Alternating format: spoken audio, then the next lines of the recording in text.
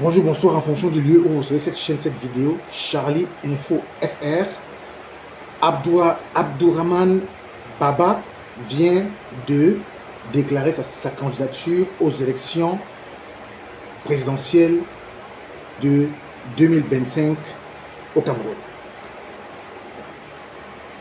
Je voudrais faire une petite sortie là-dessus pour parler un tout petit peu de ce qui c'est de cela. Commencez à liker, partager, commenter. Liker, partager, commenter. Abonnez-vous à la chaîne. Nous parlons des informations les plus brûlantes du Cameroun, d'Afrique et du monde. Merci beaucoup. Commencez à liker avant qu'on commence. Likez, mettez les pouces bleus. Faites le geste qui fait plaisir. Merci beaucoup. Je vous fais d'abord voir la vidéo et puis je reviens pour qu'on fasse un petit commentaire là-dessus. Regardez la vidéo d'abord.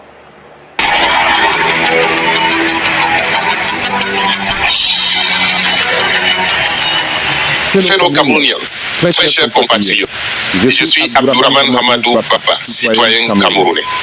À la veille de la convocation du corps électoral pour cette élection 2025 plus que décisive pour l'avenir de notre pays, c'est avec beaucoup d'humilité, mais aussi avec une profonde conviction que je me présente devant vous pour vous proposer de co-construire un nouveau projet politique pour notre pays, le Cameroun. Je vous propose d'élaborer ensemble un nouveau projet de société, une nouvelle vision politique à la hauteur des aspirations de chaque Camerounaise et de chaque Camerounais.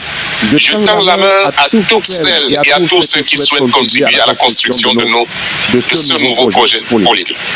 Rejoignez-moi pour qu'ensemble nous puissions écrire de nouvelles pages de notre histoire commune, non seulement lors de la prochaine élection présidentielle d'octobre 2025, mais également lors des prochaines élections législatives et municipales prévues au début de l'année 2026. This project is open to all. Every skill, every ounce of energy, and every form of commitment matters. There are no reserved seats, only responsibilities to embrace. Ce projet politique est ouvert à toutes et à tous. Chaque compétence, chaque énergie et chaque engagement compte. Toutes les places sont à prendre dans ce projet à construire ensemble. Il n'y a pas de place réservée, seulement des responsabilités à assumer. En ce qui concerne l'élection présidentielle prochaine, à laquelle je souhaite prendre part comme candidat indépendant, j'invite tout aussi humblement les conseillers municipaux, les conseillers régionaux et les membres du Parlement de tous les bords politiques ainsi que nos choses traditionnelles de premier degré, gardiens de nos terroirs et de nos coutumes, à parier sur l'avenir en se joignant à ce nouveau projet d'avenir et en parrainant ma candidature à cette élection 2025. Chers concitoyens, chers frères et sœurs, chers parents, le temps est venu pour nous de reprendre en main notre destin commun. Levons-nous ensemble, unissons nos voix et nos forces pour donner vie à ce projet collectif d'avenir. Je suis convaincu qu'avec la volonté et l'ambition, nous serons dans un élan patriotique et républicain, reprendre en main notre nation en devenir pour la réparer et la mettre à la disposition exclusive de l'ensemble des enfants du Cameroun sans aucune forme d'exclusion. Fellow Cameroonians, sisters and brothers, the time has come for us to reclaim the destiny of our beloved country. Let us rise together, unite our voices and our strengths, and bring this collective project to life. I extend my heartfelt thanks for your attention. Que Dieu Tout-Puissant bénisse le Cameroun et les Camerounais. Je vous remercie. Donc les amis, après avoir regardé la vidéo, on peut donc faire un petit commentaire sur ce qui se passe. On verra d'abord le contexte politique, on verra le portrait du candidat, on verra aussi l'analyse du discours, un peu plus analyse du discours, on va pas rentrer trop dans les détails, je ne vais pas faire une vidéo trop longue, et on fera une petite conclusion. En ce qui concerne, n'est-ce pas, le contexte politique camerounais est marqué par l'histoire coloniale, comme vous le savez, par aussi un ensemble d'actions qui ont été posées par le président Ahidjo, qui a travaillé dur pour ce pays, pour le Cameroun, comme nous apprécions, ce qui a fait beaucoup d'œuvres très très grandioses. Si le président actuel avait continué ses œuvres, nous serons très très loin aujourd'hui, nous devons dépasser certains pays d'Europe. Je le crois vraiment, parce que nous avions dans le cadre de la gestion du président Ahidjo, on avait toutes sortes de compagnies, toutes sortes de sociétés, et on fabriquait presque tout au Cameroun. Ok. Donc le contexte politique est marqué par cette mentalité coloniale qui a été, je veux dire, qui a forgé la plupart de nos dirigeants, tous ces anciens, toute la clique, ou si vous voulez, ceux qui dirigent, la plupart, les 80% du gouvernement, ceux qui dirigent sont beaucoup plus imprégnés par cette mentalité-là.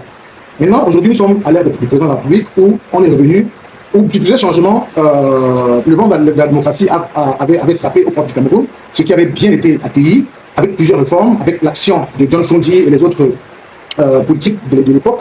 On est arrivé, n'est-ce pas, à un niveau où les gens, le président avait accepté, n'est-ce pas, la classe politique avait accepté de faire un certain nombre de réformes qui permettaient la démocratie. Mais après, à un moment donné, avec un moment, n'est-ce pas, de lassitude, il y a eu un rechangement, un balbutiement dans notre camp, où plusieurs libertés qui avaient été dorénavant acceptées ou, n'est-ce pas, consenties à la population, on a fait un retour en arrière et on a eu un ensemble, n'est-ce pas, de lois liberticides qui ont regagné, n'est-ce pas, la Constitution, qui ont regagné, n'est-ce pas, les lois, la sphère légale en général. Donc le président de la République, Paul Biya, son excellence Paul Biya, ayant fait 43 ans au pouvoir, cela a créé, je dis, a duré longtemps, avec cette longévité au pouvoir, a permis, n'est-ce pas, la création d'un certain nombre de partis politiques plus figurants, plus critiques, en l'occurrence le PCRN, quelque chose qu'on peut dire de cette organisation, le PCRN, le MRC et d'autres. Voilà, moi je suis les deux les plus en vue, hein, PCRN et le MRC, vous conviendrez avec moi.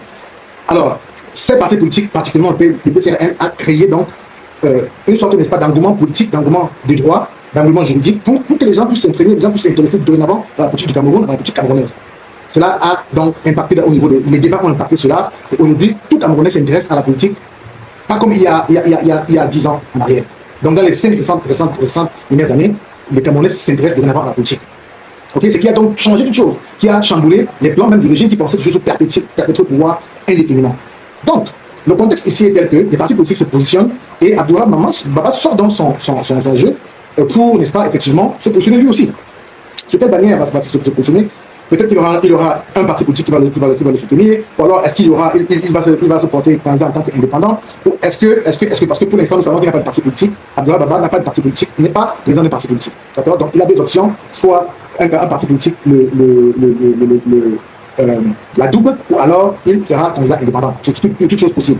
Et donc, qu'est-ce qu'on connaît par rapport à Abdourahmane Baba? Abdourahmane Baba, c'est quelqu'un qui a travaillé dans le domaine du sport, au Cameroun, beaucoup plus très actif dans le droit du sport, et qui a fait beaucoup de procès, qui a inventé beaucoup de procès pour, selon lui organiser les normalisations, faire en sorte que le football fonctionne mieux, selon sa vision, et est sorti plusieurs fois, on fait plusieurs instances sur plusieurs occasions, pour marteler les questions de droit, les questions de violation, et surtout, a interpellé le Conseil constitutionnel sur un certain nombre d'irrégularités.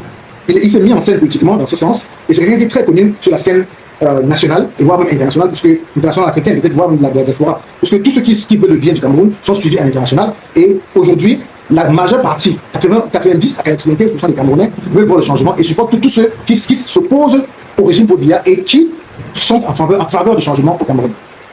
Ok? Donc, voilà donc la session politique est longue, le portrait est long. Je vais faire un truc succinct. Je ne vais pas être très long, je ne veux pas que la vidéo soit plus de 10 minutes. Et quand on regarde l'analyse du discours, cela fait, il est clair qu'il tend la main aux Camerounais pour que les Camerounais, ceux qui aspirent, n'est-ce pas, au changement, de le supporter, de venir dans son camp, d'être avec lui pour pouvoir, selon lui, comme il le dit dans la vidéo, avoir un meilleur futur pour les Camerounais et pour le Cameroun. Vous avez écouté la vidéo, ce qu'il dit, ses motivations sont très claires. Il voudrait redonner le souffle au Cameroun, il voudrait s'impliquer pour que les décennies à venir ne puissent pas vivre ce qu'il a vécu, ce que nous vivons actuellement, pour donner de l'espoir aux jeunes, à la jeunesse.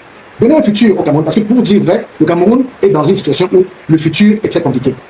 Le futur est très, je dirais, on ne voit pas bien où on va. On ne voit pas bien où on va. Jusqu'à ce qu'on ait un nouveau président qui peut nous donner une clairvoyance directionnelle pour le bateau Cameroun. Là, quelques éléments que moi je voulais dire par rapport à la candidature de M. Baba. Maintenant, en conclusion, je pourrais dire que cette candidature peut avoir une implication, n'est-ce pas, de tirer les voix quand on sait qu'Abdourahmane Baba est du Nord, et c'est quelqu'un qui a une voix qui porte dans le Nord. Ok? Et bon, donc, si il est indépendant ou s'il est adoubé par un parti politique, il peut bien décider de soutenir, d'aller, et puis à un moment donné, de soutenir un des candidats. Parce que certainement, on ne voit pas comment il pourrait gagner les élections par lui-même. Il faudrait qu'il ait certainement, n'est-ce pas, il s'associe avec d'autres candidats qui ont la même ambition et s'organisent pour faire un bloc. C'est ce que nous réclamons au Cameroun d'ailleurs, faire un bloc afin de battre le régime Paul Biya. Alors, va s'associer avec le PCA de Capable Débit, va s'associer avec le MRC, ou ira-t-il seul dans cette quête? On verra bien, ou avec l'UNDP, ou avec d'autres partis politiques. On n'en sait trop rien, il ne l'a pas dit. Mais aujourd'hui, il est clair que cette candidature peut s'aimer au trouble, distraire les voix. Mais l'objectif serait peut-être pour lui une stratégie d'attirer les voix pour pouvoir impacter dans un parti politique, surtout quand on sait que le Nord est une grande niche électorale. Vous, qu'est-ce que vous pensez de la sortie de la déclaration de candidature de Abdourahmane Baba, qui a encore eu un échec récent avec le Conseil constitutionnel, où il a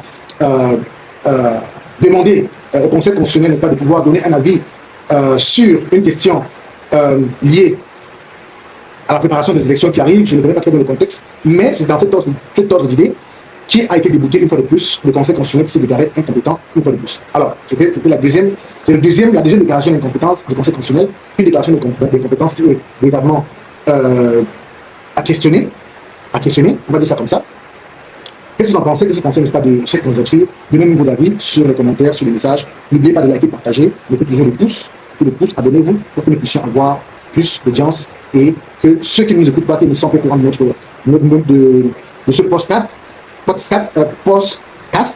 puissent nous joindre et qu'on puisse avancer ensemble. Merci beaucoup. On se reparle dans une prochaine vidéo. Ciao, ciao à tous.